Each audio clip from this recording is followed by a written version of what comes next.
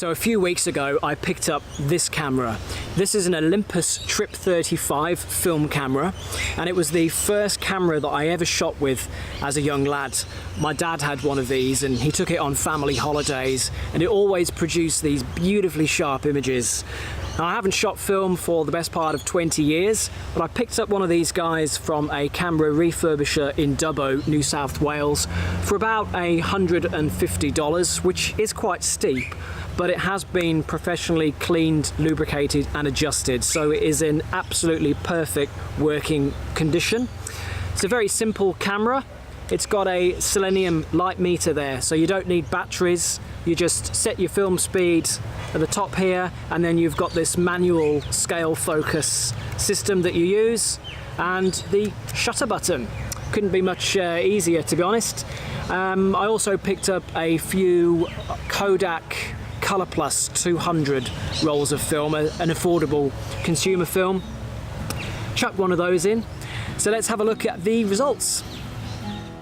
Here's the first photo. It's of Lola and Jude in the back garden, and as you can see, I've mucked up the focus. Basically, I'm too close because the camera can only focus a minimum of 1 meter away, and that was probably 50 centimeters, so that's going to be a bit of a recurring theme, unfortunately, but I still like that photo because, you know, it's of my kids.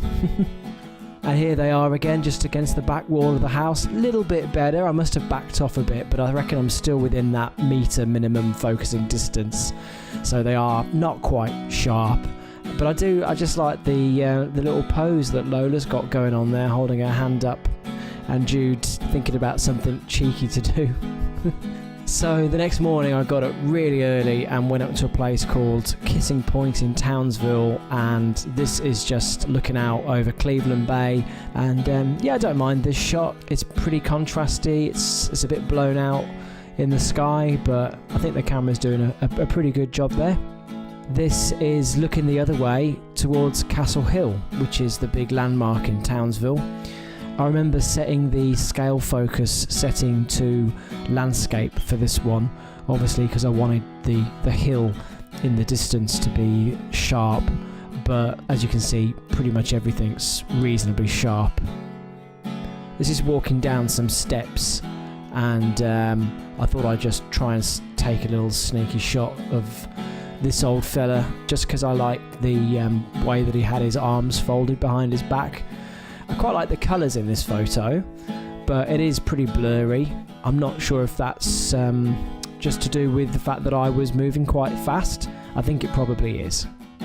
This is just another landscape, but in portrait. It caught my eye at the time just because of that early morning sun.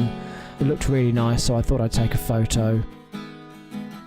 So I carried on taking some photos that morning on my way to work, and I just noticed that the gentleman in front had 2 prosthetic legs, so I grabbed a quick shot, and interestingly, I think the sound of the shutter going off made the lady just turn round, but I was able to kind of just walk off to the side, and I don't think they realised. I'd probably be a bit embarrassed if they did. Nothing really special about this photo, it's just a nice view that they're enjoying, although I do like the way that the dog just turned round.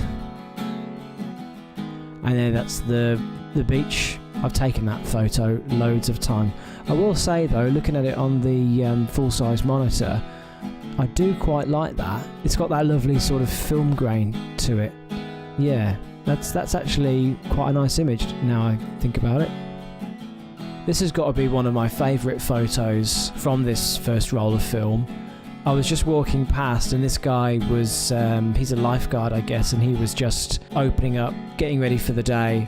But I think, well, I know he sensed me as I stopped behind him, so he's just in the process of turning his head round to look at me as I take the photo, and our eyes locked, and I sort of said, "Oh, sorry mate, I've just got this old film camera that I'm trying out, I hope you don't mind."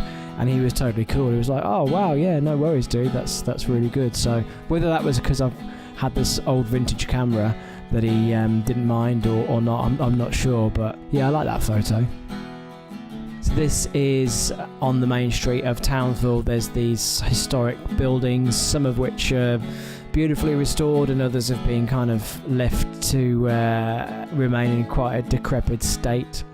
yeah, it's just a pretty average shot.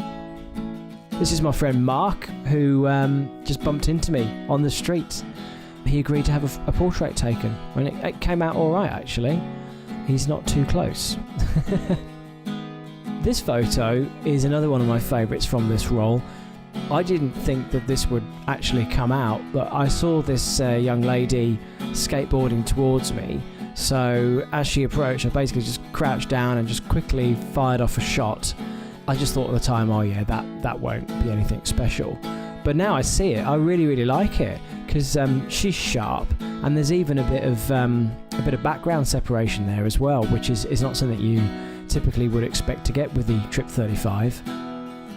This guy's name's Les, and I got chatting to him in the CBD, and he agreed to have a portrait taken. I think this is just another case of me being too close though. I'm kind of used to shooting a wider angle lens than what the Trip 35's got, so I'm used to getting nice and close to subjects, but it's still a nice token of the conversation I had with him. This is a fail. I'm not sure what happened there. Probably set the wrong setting on the scale focus, I imagine, because I don't think I would have been less than a metre, but you live and learn. Same thing, definitely got the wrong focus setting there. I must have forgotten to adjust it, and I still would have had it on like the 3 metre setting. This one's a little bit better. Here's Sark out in the garden, and he might be a tad soft, but he's not too bad. He's actually giving a bit of eye contact there. I don't know what his expression's saying. Hurry up and take the photo, probably. Another day and another little photo walk around Townsville. This is overlooking Ross Creek, early morning, and yeah, I do quite like the colours in this, and I quite like the kind of natural film grain in the sky as well. Here's a photo that gives me a bit of faith that I do have a sharp lens on my camera. That is really quite sharp. I'm quite happy with that. I think that the camera is probably metered more for the motorbikes than the background, which is fair enough. If I was to edit that, I could pull those highlights down, which I'm not doing, but yeah, that's interesting. Not a great photo, but I just saw these people just having a coffee and a chat. Quite like the reflections in the windows. This one's a fail. I knew that Jude would be totally out of focus. He actually just walked into the frame there, and I just quickly took the shot because I thought I knew that he'd be sort of perfectly placed in the middle. I mucked that one up. and then this one I remember as well. I had the wrong focus setting on, so yeah, I knew as soon as I took it that she'd be soft, and it is a little bit overexposed as well. Yeah, it's one of those, you know. Yeah, this is one of those images that it doesn't look as good on film as it did in real life, and I did try and take care to set the focus so that the sign would be sharp, but I think it's still a bit soft. I mean, look, you know, I wasn't expecting it to be an amazing image or anything. It was really just testing the camera out, like a lot of these shots. This one, I'm surprised, actually came out at all, because it was really, really dark, and the camera's red flag came up, so I set the aperture to 2.8, which is really the flash mode, but it forces the camera to shoot. And I was out taking photos of Castle Hill. I was actually out for work doing time-lapse videos, and I thought I'd just take a couple of photos with the trip while I was there. This is just a bit later around the corner, and it's quite contrasty, like the sky's pretty blown out and it's pretty dark there on the hillside, but yeah, I really like this picture. Yeah, cool.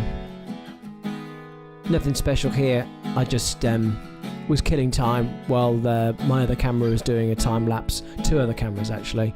In the moment it looked quite cool with the very early morning light. Nothing special on film, but it's not a bad shot. This is at the top of Castle Hill. These young chaps were filming themselves doing backflips on that concrete block there. So I thought, cool, I'll get my time lapses set up and then I'll get the trip out and take a photo. But what I should have done is grabbed the photo first before I set the time lapse up, because by the time I got all my tripods sorted and things rolling, I turned around and they were still kind of hanging around, but they were just about to leave. So I got this shot off quickly, which is cool anyway, because it's a pretty awesome view and the light's pretty cool. Yeah, I think we know by now what's happening. I'm just too close to Cheryl. This is at our local fish and chip shop. And you can see how the pans behind her are sharp and she's blurred. So yeah, I'm just too close. Sorry, Cheryl. She'd probably argue that was a beauty filter. But she's lovely. This is outside the chippy while we wait for them to cook our food. I just noticed this bloke walking down the street. I quite like that lens flare actually. That's not a bad shot. It's one of those ones that I'm quite pleasantly surprised. Yeah, I like this one. I remember setting the focus for a bit further away to get that bloke who sat outside the chippy, and then I got our car in the foreground, and then I sort of went, "Hey, hell!" and she turned around and smiled just as I took the photo. So yeah, that's worked out pretty well actually. I like it. Too close again. That's well within a metre. The light coming through the windscreen was just so amazing on Jude. He was just glowing. And I was sat on the front seat, all of 50 or 60 centimetres in front of him, and he had Lola's sunglasses on upside down. But yeah, I needed to be twice the distance away. This is one of the extra shots that I didn't realise I had. It was the end of the film, and here we've got quite a cool effect actually. It's just of our ceiling in our bedroom, so really boring blinds and maybe a few mould spots from the humidity. I don't actually mind that photo. So that's it.